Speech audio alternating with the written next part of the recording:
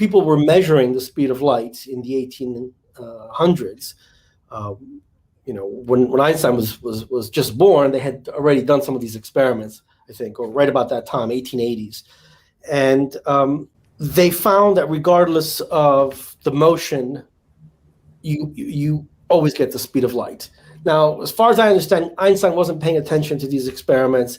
He went about getting at this principle that the speed of light is the same regardless of how you're moving by looking at the theory of electromagnetism.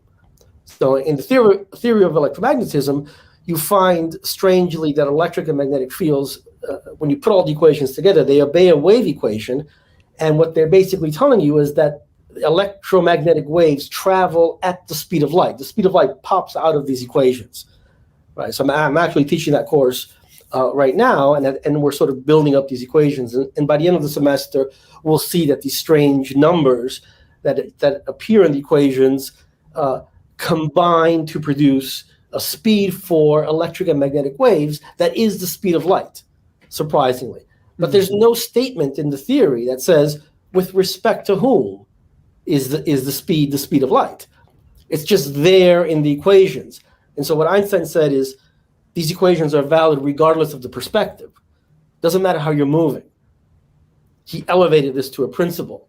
Okay. And then he took advantage of some math that was already available to produce the mathematical structure, which says, regardless of how you're moving, you always measure the speed of light.